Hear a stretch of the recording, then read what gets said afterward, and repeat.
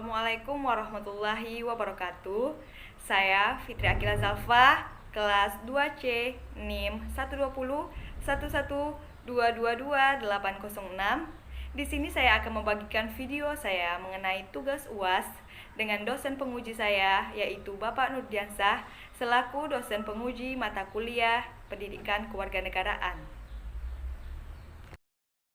Soal yang pertama yaitu jelaskan kontribusi atau sumbangan mata kuliah pendidikan kewarganegaraan dalam mengembangkan kepribadian mahasiswa program studi pendidikan Bahasa Indonesia Islam Negeri Sultan Syarif Kasim Riau.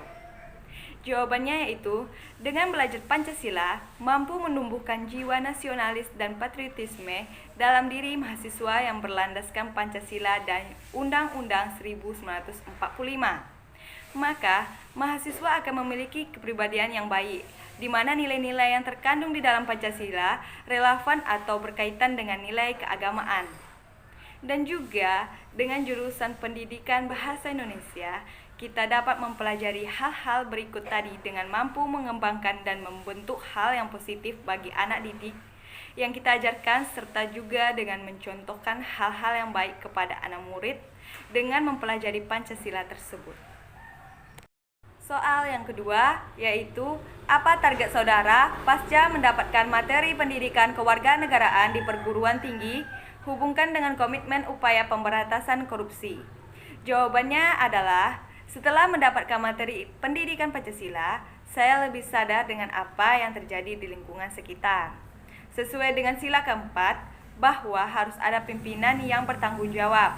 Tetapi banyak kita lihat bahwa sekarang banyak pejabat-pejabat negara yang melakukan korupsi. Untuk itu, setelah saya mempelajari materi ini, saya ingin berkomitmen dalam mencegah korupsi dengan dukungan masyarakat sekitar agar negara kita bebas dari korupsi. Soal ketiga, yaitu jelaskan masalah kewarganegaraan di Indonesia terkait dengan keberagaman, hubungan antar agama, suku, ras, dan antar golongan. Cari satu kasus, uraikan kasus tersebut dan berikan pandanganmu terkait keberagaman di Indonesia saat ini. Jawabannya yaitu salah satu kasusnya rasisme.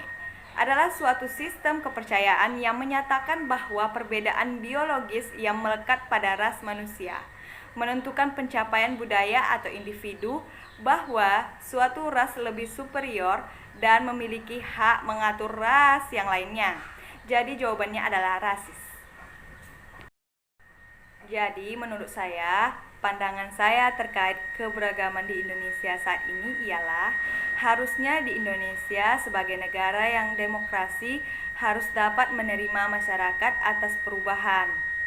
Nah, hal penting yang menjadi penyebab keberagaman di Indonesia juga terkait dengan penerimaan masyarakat atas perubahan.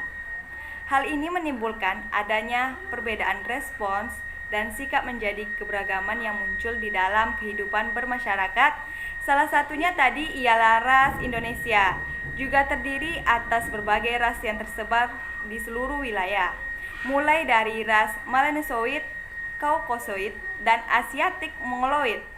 Maka dengan adanya keberagaman di Indonesia, kita harus menghormatinya. Dan walaupun berbeda-beda, kita juga tetap menjadi satu kesatuan. Soal yang keempat yaitu NKRI adalah negara yang terdiri dari ribuan pulau. Dengan demikian sering dikatakan Kepulauan Nusantara. Pertanyaannya, upaya-upaya apa yang harus dilaksanakan dalam rangka sosialisasi pengembangan wawasan Nusantara tersebut? Jawabannya adalah implementasi wawasan Nusantara senantiasa berorientasi pada kepentingan rakyat dan wilayah tanah air secara utuh dan menyeluruh seperti: yang pertama, implementasi wawasan Nusantara dalam kehidupan politik akan menciptakan iklim penyelenggaraan negara yang sehat dan dinamis.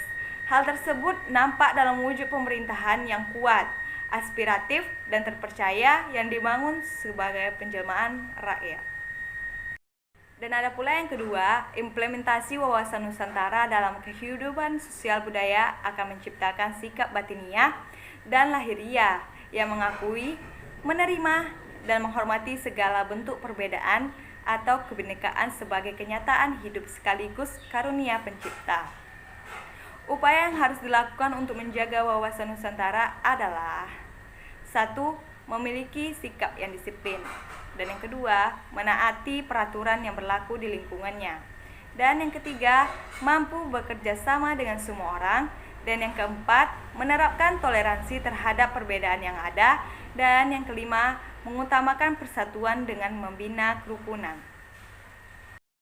Soal yang kelima, sebutkan bentuk-bentuk hubungan antara negara dan warga negara, serta kemukakan pula hak dan kewajiban warga negara menurut Undang-Undang Dasar 1945.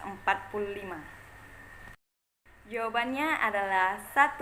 Taat aturan negara. Jadi, warga negara yang telah memiliki hubungan emosional kuat dengan negaranya akan memberi kepercayaan yang tinggi kepada negara. Setiap aturan negara dipercaya memiliki manfaat untuk mengatur hubungan berbangsa dan bernegara. Dan yang kedua adalah berusaha mengharumkan nama negara. Jadi, hubungan emosional yang kuat antar negara dengan warga negaranya akan memacu usaha pengharuman nama baik. Warga negara yang baik akan selalu menjaga kelakuannya dalam bermasyarakat, baik di wilayah dalam atau luar negeri. Jadi, ada pula hak-haknya. Setiap warga negara memiliki hak perorangan. Hak individu tersebut dapat Anda lihat dalam Undang-Undang Dasar 1945. Tepatnya pasal 27 sampai dengan pasal 34. Beberapa contoh hak warga negara yang mutlak didapatkan oleh setiap individu yaitu sebagai berikut. 1. Hak hidup aman. Dan yang kedua, hak berpendapat. Dan juga 3. Hak berkumpul. Dan ada pula yang keempat, hak memeluk agama dan menjalankan kewajiban agamanya. Dan yang kelima, ada pula hak mendapatkan pendidikan, hak meneruskan anak keturunan, hak bertumbuh kembang dengan baik, dan hak mendapatkan keadilan dan kepastian di mata hukum. Serta juga ada kewajiban-kewajibannya. Salah satunya, taat aturan negara. Warga negara yang telah memiliki hubungan emosional kuat dengan negaranya akan memberi kepercayaan yang tinggi kepada negara. Setiap aturan negara dipercaya memiliki manfaat untuk mengatur hubungan berbangsa dan bernegara. Dan yang terakhir, berusaha mengharumkan nama negara. Jadi, hubungan emosional yang kuat antara negara dengan warga negaranya akan memacu usaha pengharuman nama baik. Warga negara yang baik akan selalu menjaga kelakuannya dalam bermasyarakat, baik di wilayah, dalam atau luar negeri. Baiklah, sekian ujian UAS dari jawaban UAS Pendidikan Kewarganegaraan saya tadi. Jika saya ada salah kata atau kalimat, saya mohon maaf. Dan saya akhiri dengan wabillahi taufiq wal hidayah. Assalamualaikum warahmatullahi wabarakatuh.